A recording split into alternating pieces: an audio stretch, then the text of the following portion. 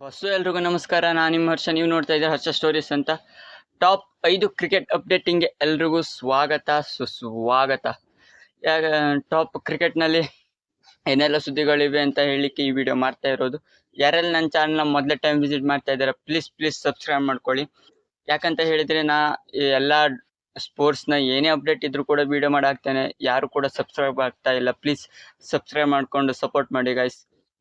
ಅದೇ ರೀತಿ ಈ ವಿಡಿಯೋ ಇಷ್ಟ ಆದರೆ ಲೈಕ್, ಶೇರ್ ಹಾಗೂ ಕಮೆಂಟ್ ಮಾಡೋದನ್ನು ಮಾತ್ರ ಮರಿಬೇಡಿ. ಮೇನ್ ಆಗಿ ಸಬ್ಸ್ಕ್ರೈಬ್ ಮಾಡ್ಕೊಳ್ಳಿ ಪ್ಲೀಸ್. ಅದೇ ರೀತಿಯಾಗಿ ಅಪ್ಡೇಟ್ ನಂಬರ್ 1 ಹೇಳೋದಾದರೆ IPL ರಿಲೇಟೆಡ್ ಅಪ್ಡೇಟ್ ಬರ್ತಾ ಇದೆ. ಏನಂತ ಹೇಳಿದರೆ IPL ಈ ಸೆಪ್ಟೆಂಬರ್ ತಿಂಗಳ ಸ್ಟಾರ್ಟಿಂಗಲ್ಲಿ ಏನೇನು ಯಾವ್ಯಾವ ರೀತಿ ರೂಲ್ಸ್ ಹಾಗೂ ಎಲ್ಲ ಏನಿದೆ ಅಂತ ಹೇಳಿ ಅಪ್ಡೇಟ್ ಮಾಡ್ತಾ ಇವೆ ಅಂತ BCCI ಕನ್ಫರ್ಮ್ ಮಾಡಿದೆ. ಮೊದಲಿಗೆ ರಿಟೆನ್ಷನ್ ಬಗ್ಗೆ ಹೇಳುವಂತ ನೀವು ಹೇಳ್ಬೋದು. ರಿಟೆನ್ಷನ್ ಯಾವ್ಯಾವ ರೀತಿ, ಎಷ್ಟು ಜನರ ರಿಟೆನ್ಷನ್ ಮಾಡ್ಬೋದು, ಎಷ್ಟು ಪರ್ಸ್ ವ್ಯಾಲ್ಯೂ ಹಾಗೂ ATM ಕಾರ್ಡ್ ಯಾವ ರೀತಿ ಎಷ್ಟು ಜನರು ಯೂಸ್ ಮಾಡ್ಬೋದು ಅಂತ ಎಲ್ಲ ಅಪ್ಡೇಟ್ ಬರ್ತಾ ಇದೆ. ಅದನ್ನೆಲ್ಲ ಸೆಪ್ಟೆಂಬರ್ ಮೊದಲೇ ವಾರದಲ್ಲಿ ಹೇಳ್ತೇವೆ ಅಂತ ಹೇಳಿ BCCI ಅಪ್ಡೇಟ್ ಮಾಡಿದೆ.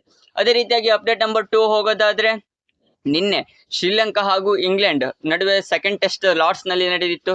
ಇದರಲ್ಲಿ 335ಕ್ಕೆ 7 ವಿಕೆಟ್ ಅಂದರೆ ಇಂಗ್ಲೆಂಡ್ ಪರವಾಗಿ ಜೋ ರೂಟ್ ತಮ್ಮ 33ನೇ ಟೆಸ್ಟ್ ಸೆಂಚುರಿಯನ್ನು ಹೊಡೆದು ಹೈಯೆಸ್ಟ್ ಈಗಿನ ಕರೆಂಟ್ ಟೆಸ್ಟಿಂಗ್ ಅಲ್ಲಿ ಜೋ ರೂಟ್ ಅವರ ಮೇಲ್ಗೈ ಇದೆ ಅಂತ ಹೇಳಿದ್ರೆ 33 ಟೆಸ್ಟ್ ಸೆಂಚುರೀಸ್ ಮೂಲಕ 32 ಆಗಿ ಆಸ್ಟ್ರೇಲಿಯಾದ ಸ್ಟೀವ್ ಸ್ಮಿತ್ ಇದ್ದಾರೆ. ಅದೇ ರೀತಿಯಾಗಿ 32 ಮತ್ತೆ ನ್ಯೂಜಿಲೆಂಡ್ನ ಕ್ಯಾಪ್ಟನ್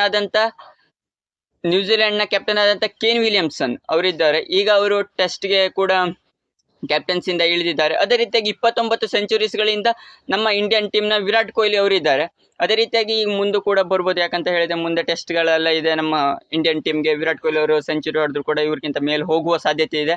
ಅದೇ ರೀತಿಯಾಗಿ ಅಪ್ಡೇಟ್ ನಂಬರ್ 3 ಹೋಗೋದಾದ್ರೆ ಜೈಶ್ ಅವರು ಒಂದು ಅಪ್ಡೇಟ್ ಕೊಟ್ಟಿದ್ದಾರೆ. ಯಾರ ಬಗ್ಗೆ ಅಂತ ಹೇಳಿದ್ರೆ, ನಮ್ಮ ಇಂಡಿಯನ್ ಕ್ರಿಕೆಟ್ ಟೀಮ್ನ ಕ್ಯಾಪ್ಟನ್ ಆದಂತ ರೋಹಿತ್ ಶರ್ಮಾ ಅವ್ರ ಬಗ್ಗೆ.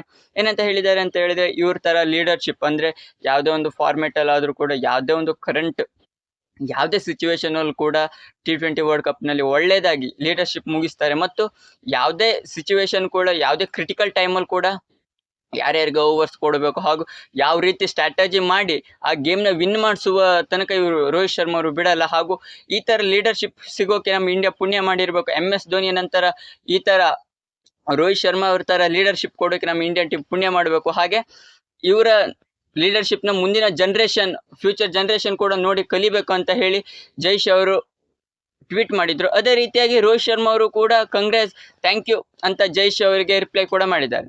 ಅದೇ ರೀತಿಯಾಗಿ ಅಪ್ಡೇಟ್ ನಂಬರ್ 3 ಹೋಗೋದಾದ್ರೆ, ಯೂನಿಸ್ ಖಾನ್ ಪಾಕಿಸ್ತಾನ ಬಗ್ಗೆ ನಂದು ವಿಡಿಯೋದಲ್ಲಿ ಅಪ್ಡೇಟ್ ಇಲ್ಲದೆ ಇತ್ತಿಕ್ಲಿ ನನ್ನ ಮಕ್ಕಳದು ಒಂದು ಅಪ್ಡೇಟ್ ಇಲ್ಲದೆ ನಮ್ಗೆ ಸಮಾಧಾನ ಆಗಲ್ಲ. ಯಾಕಂತ ಹೇಳಿದ್ರೆ ಇವ್ರು ಈ ರೀತಿ ತಿಕ್ಲು ಕ್ವಶನ್ ಎಲ್ಲ ಕೇಳಿ ಇಲ್ದಿದ್ದೆಲ್ಲ ಕ್ರಿಯೇಟ್ ಮಾಡ್ತಾರೆ. ಇದು ಕೂಡ ಹೌದು ಅಂತಾನು ಅನ್ಸುತ್ತೆ. ಯಾಕಂತ ಹೇಳಿದ್ರೆ ಯೂನಿಸ್ ಖಾನ್ ಅವರು ಅಪ್ಡೇಟ್ ಕೊಟ್ಟಿದ್ದಾರೆ. ಏನಂತ ಹೇಳಿದ್ರೆ, ಜೈಶ್ ಅವರು ಅಪಾಯಿಂಟ್ ಆಗಿರೋದು ICC ಚೇರ್ಮನ್ ಆಗಿ. ಇದು ಯಾಕೋ ಇವ್ರಿಗೆ ಸ್ವಲ್ಪ ಗಲಿಬಿಲಿ ಯಾಕಂತ ಹೇಳಿದ್ರೆ ಇವ್ರಿಗೆ ಗೊತ್ತುಂಟು, ಇದು ಸ್ಪೋರ್ಟ್ಸ್ ಮ್ಯಾನ್ ಸ್ಪಿರಿಟ್ ಆಗಿ ಇದನ್ನ ನೋಡ್ಬೇಕು. ಕ್ರಿಕೆಟ್ನ ಯಾವುದೇ ಗೊಂದಲಕ್ಕೆ ಈಡಾಗದೆ ಇದು ಮಾಡಬೇಕು ಅಂತ ಹೇಳಿ ಯೂನಿಸ್ ಖಾನ್ ಅವರು ಒಂದು ಅಪ್ಡೇಟ್ ಕೊಟ್ಟಿದ್ದಾರೆ. ಮತ್ತು ಗುಡ್ ಇಂಟೆನ್ಸಿಟಿಯಿಂದ ಚೇರ್ಮನ್ ಆಗಿ ಒಳ್ಳೆ ಕ್ರಿಕೆಟ್ ಅನ್ನ ಡೆವಲಪ್ ಮಾಡಬೇಕು. ಮತ್ತು ಪಾಕಿಸ್ತಾನದ ರಿಲೇಟೆಡ್ ಚಾಂಪಿಯನ್ ಟ್ರೋಫಿ ರಿಲೇಟೆಡ್ ಇವ್ರು ಹೇಳಿದ್ದು. ಯಾಕಂತ ಹೇಳಿದ್ರೆ ಇಂಡಿಯನ್ ಟೀಮ್ ಇಲ್ಲಿ ಬರಬೇಕು, ಇಂಡಿಯನ್ ಟೀಮ್ ವೆನ್ಯೂ ಏನು ಚೇಂಜ್ ಮಾಡಬಾರ್ದು ಅಂತ ಎಲ್ಲ ICCಯ ಚೇರ್ಮನ್ ಆಗಿದೆ ಅಂತ ಜೈಶ್ ಅವರಿಗೆ ಹೇಳಿದ್ದಾರೆ. ಅದೇ ರೀತಿಯಾಗಿ ನಾವು ಪಾಕಿಸ್ತಾನದವ್ರು ಇಂಡಿಯನ್ ಟೀಮ್ಗೆ ಬರಬೇಕು ಅಂತ ಹೇಳಿದ್ರೆ, ಇಂಡಿಯನ್ ಟೀಮ್ ಪಾಕಿಸ್ತಾನಕ್ಕೆ ಬರಲೇಬೇಕು ಅಂತ ಹೇಳಿ ಸ್ಟೇಟ್ಮೆಂಟ್ ಕೊಟ್ಟು, ಇದಂತೂ ಹೋದ ODI ವರ್ಲ್ಡ್ ಕಪ್ ಅಲ್ಲೂ ಕೂಡ ಇವರು ಹೇಳಿದ್ರು, ನಾವು ಪಾಕಿಸ್ತಾನದವ್ರು ಅಲ್ಲಿ ಬರಲ್ಲ, ಹಂಗೆ ಹೀಗೆ ಎಲ್ಲ ಹೇಳಿದ್ರು. ನಂತರ ಹೇಗೋ ಬರ್ಬೇಕಾಯ್ತು. ಅದೇ ಈಗಿನ ಅಪ್ಡೇಟ್ ಆಗಿದೆ. ಅದೇ ನಂಬರ್ 5 ಹೇಳೋದಾದ್ರೆ, ನಮ್ಮ RCB ರಿಲೇಟೆಡ್ ಅಪ್ಡೇಟ್ ಬರ್ತದೆ. ಏನಂತ ಹೇಳಿದ್ರೆ, ಫ್ಯೂಚರ್ ಕ್ಯಾಪ್ಟನ್ ಆಗಿ ಯಾರ್ಯಾರನ್ನ ಇರ್ಬೋದಾಗಿತ್ತು. ನಾವು ಮೊದಲೇ ವಿಡಿಯೋ ಮಾಡಿದ ಹಾಗೆ KL ರಾಹುಲ್ ಆಗುವ ಸಾಧ್ಯತೆ ಇದೆ. ಯಾಕಂದ್ರೆ ಆಪ್ಷನ್ಗೆ ಬಂದರೆ KL ರಾಹುಲ್ನ ಪಿಕ್ ಮಾಡುವ ಸಾಧ್ಯತೆ ಇದೆ ನಮ್ಮ RCB ಟೀಮ್ ಅಂತ. ಆದರೆ ಇವಾಗ ಲಕ್ನೋ ಸೂಪರ್ ಜೈನ್ಸ್ನ ಗೊನಕೆ ಅವರು ಹೇಳಿದ್ರು, ಅಂದರೆ ಸ್ಟಾಫ್ ಹೇಳಿದ್ರು, ರಾಹುಲ್ ಅಂತ ನಮ್ಮ LSGಯ ಫ್ಯಾಮಿಲಿ ಇದ್ದಂಗೆ, ಅವರನ್ನು ಬಿಡೋ ಮಾತೇ ಇಲ್ಲ. ಯಾಕಂತ ಹೇಳಿದರೆ ಅವರಿಂದ ಮೇನ್ ಲೀಡರ್ಶಿಪ್ ಇರೋದ್ರಿಂದ ಅವರಂತೂ ನಾವು ಬಿಡೋದೇ ಇಲ್ಲ ಅಂತ ಹೇಳಿದರು. ಅದರಿಂದಾಗಿ ನಮ್ಮ RCBಯ ಹಾರ್ಟ್ ಈ ರೀತಿ ಆಗೋಗಿದೆ.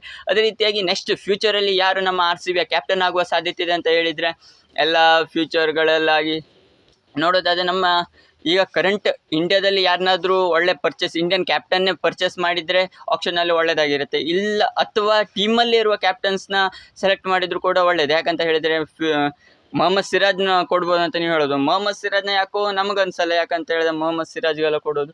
ಅದೇ ರೀತಿಯಾಗಿ ರಜತ್ ಪಟ್ಟಿದಾರ್ ಕೊಡ್ಬೋದು, ಯಾಕಂತ ಹೇಳಿದರೆ ಒಂಥರ ಕ್ಯಾಪ್ಟನ್ಸಿ ಮಾಡುವ ವೈಬ್ಸ್ ಇದೆ. ನೀವು ಹೇಳ್ಬೋದು ಕ್ಯಾಪ್ಟನ್ ನೀನು ಒಂದು ಬಾರಿಯೂ ಕೂಡ ಆಗಿಲ್ಲ ಅಂತ, ಆದರೂ ಏನೋ ಒಂದು ವೈಬ್ಸ್ ಇದೆ, ಇವರು ಈ ರೀತಿ ಆಡಬಹುದು ಅಂತ.